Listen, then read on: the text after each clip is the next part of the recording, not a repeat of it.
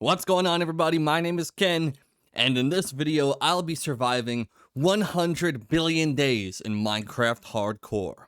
If you don't know what Hardcore Minecraft is, then let me break it down for you, sports fans. In Minecraft Hardcore, you only have one life. If you die, the world gets deleted, and you have to restart. The game difficulty is also permanently set to hard, meaning more mobs will spawn, and can even spawn wearing high-level armor.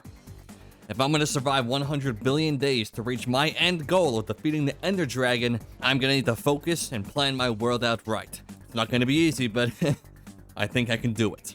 If you guys wanna help support the channel, then maybe think about dropping a sub.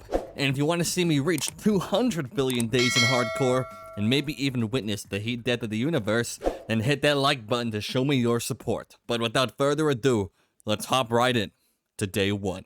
On my first day, I started off doing what every Minecrafter does. Cutting down some trees. To survive the incoming nightfall, I would need shelter, and I'd need it quick. I decided to build my abode on this gravel shore facing the ocean. Normal mobs can't spawn there, so it provided a small amount of protection from the dark forest looming in front of me. Obviously, I didn't have any lavish materials, and I've never really considered myself much of a builder, but it's good enough for my first night. After that, I made some stone tools and went about looking for sheep to kill for a bed. I couldn't afford to risk not sleeping through the night. It would just be too dangerous. Luckily, after searching for a while, I stumbled across several families of pigs, chickens, cows, and sheep, many of which I slaughtered without mercy. With the door in my house, my bed made, and a decent amount of food secured, it was time to sleep and prepare for day 2. The plan for day 2 was to gather materials and explore my surroundings. It was paramount for me to get a good understanding of where I was and what was near me. On day 1, I noticed a plains biome across the strait that I thought might have a village. Looking around, at first I saw nothing, but then in the distance, a ruined portal. Yeah, okay, whatever, gold tools, who cares? Wait, is that a village? It was built up on a hill, a real nice looking place. After stealing all the nearby pumpkins, I spotted a blacksmith. His chest had some pretty great loot, obsidian, iron, some nice tools. I also robbed his furnaces because, why not? It was now midday, and I wanted to take my loot back home. I thought that I could ride my boat all the way back, but unfortunately I was too stupid to take into account the stone bay blocking my path, so I had to go on foot for a bit. The sun was now beginning to set, so I really needed to rush back.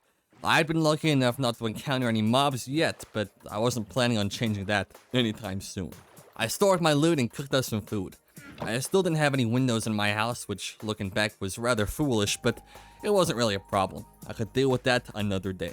And that day was today. Day 3, I wanted to build up my house a bit, so I went in search of some sand. Most of the shore around me was gravel and stone, so there wasn't too much sand. I managed to find a little bit, but it was enough to fill in my windows at least. I wanted to build a second floor for some more room, so I built up a motel-looking staircase on the side of the house, which I could have expanded higher if I wanted more floors. I didn't have enough glass for the second floor windows, but I wanted to go mining, so I didn't bother finding any more sand. Unfortunately, because I decided to live on top of a weird stony island, there was a large network of water caves underground, so as I was mining down, I kept running into small pockets of water I needed to patch up.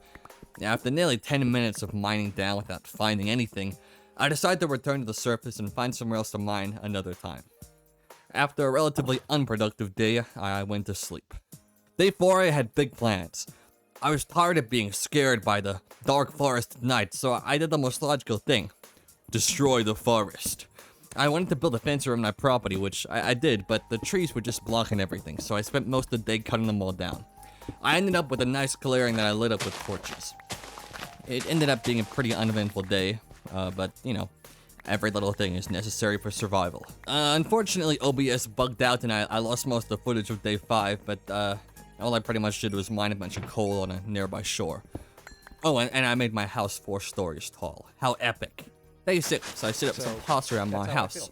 I'm planning some future projects around here, so having paths to kind of lay things out a bit makes it a bit easier.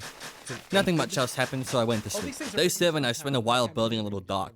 If you don't know, fishing in Minecraft can get you some pretty overpowered stuff with enough time. So having somewhere convenient near me to fish was important. Unfortunately, to make a fishing rod, I need string, which meant I would have to stay up and try to kill a spider. Up until now, I had only had to kill a couple drowned that had washed up on my shore, but those guys burn in daylight, so they were easy to kill. The spider would be a whole lot tougher. After nightfall, I sat around on this little island waiting for a spider to spawn. Unfortunately, a skeleton decided to make this place his home, so I fled. I wasn't ready to fight them at all. After wandering around my base for a bit, I saw a spider spawn near the fence. I cautiously approached him and then attacked. It dropped 2 string, just enough to make my fishing rod. After fishing a little bit and getting interrupted by a drowned, I went to sleep for the night. So, OBS fucked up again on day 8, and I didn't get any of the footage, but all I really did was finish some work on my house and the surrounding area. No big deal. Day 9. Today was a big day.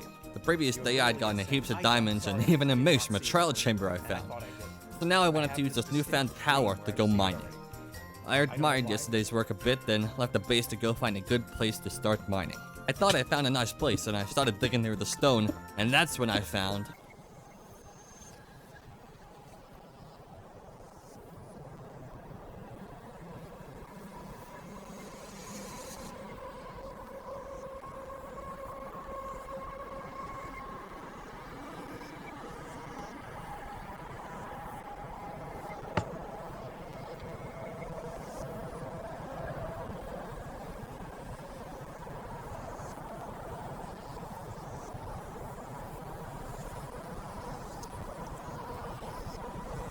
I don't know how long it's been. Nothing exists outside of the room. I'm frozen in time, drifting through eons like a cloud through the sky. Nothing ever shifts, changes. Sometimes I myself can't even move, sometimes I can. Is this some kind of punishment? Or what? Cheating in my 100 days challenge? Or was it just pure luck I stumbled across the button? I doubt I'll ever know. Once or twice in the past, however long, a door has shown up in the room. The first time I left, I was in the ruins of what was once a city. Millions must have lived here, but now there was nothing. No evidence outside of the skeletons and structures that humans ever existed here.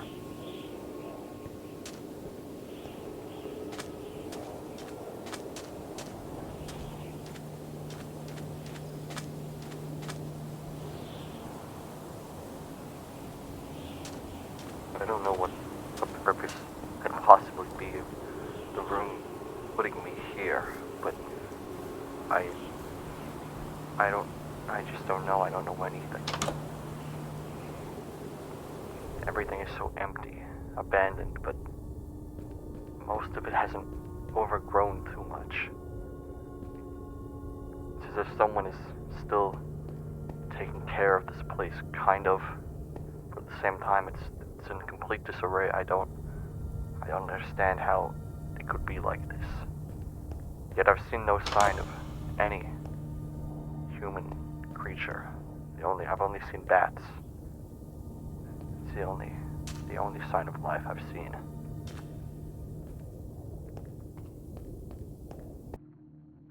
I wandered around for a bit, but was eventually compelled to return to the button. I don't know why, but I just did. I don't know how long it's been, how long it will be. I don't know anything.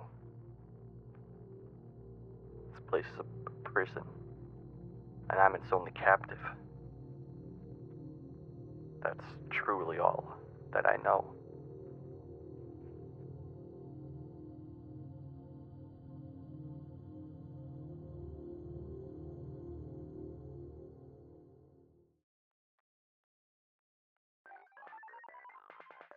If you were to ask me why I have 600 hours in Bloons Tower Defense 6, I wouldn't be able to tell you, because I don't remember playing it. In fact, whenever I played that game, I blanked the fuck out. When I finished playing it, I couldn't tell you what I did, because I don't remember. It's just the truth. 100 achievements, doing God knows what? No idea. What hero do you play? Fucking Quincy, son of Quincy, probably. I don't know. That just makes sense to me. He's the GOAT after all. Now I don't know why I blank out every time I play it. I just do. I mean, I don't remember. It's just that I open the game, I play it for hours and hours and hours on end. 36 hours at a time usually. And then I wake back up, I go back out into the real world, and I don't talk about it to anybody. And then they look at my Steam account and they say, why the fuck do you have 638 hours in Bloons Tower Defense 6? And I say, well, first off, that's a rude way to speak to somebody, and why are you stalking my Steam profile? And secondly, fuck you, who cares? It's a good fucking game. Suck my dick, you piece of shit. I bet you play fucking Warframe. Loser. Free to play game, by the way. You know, Bloons Tower Defense 6 costs like $5. What are you, broke? Can't afford a fucking $5 tower defense game? Yeah, that's right, loser. Get away from me. You smell bad, and I hate you. And that's exactly what I said to somebody the other day at a Subway when I was getting my 12-inch shoved up my ass, and they walked in, and they said that to me out of the blue. I didn't know who they were. They knew who I was, because I don't know, I guess news travels fast about whatever the fuck is happening to me right now. And they said that to me, and I was like, wow, that's crazy. Fuck you, asshole. And then after I said that to him, I kicked him in the head, then took the giant 12-inch sub out of my ass, shoved it in his ass, and kicked him out the door. No, that was not a fictitious story. That really happened. Fuck you. Well, I guess this must be the heat death of the universe. Wow, beautiful, isn't it? If you want to see the rebirth and reconstruction of the universe and the planets and the stars, that which would mean hitting 300 billion days, then like and subscribe.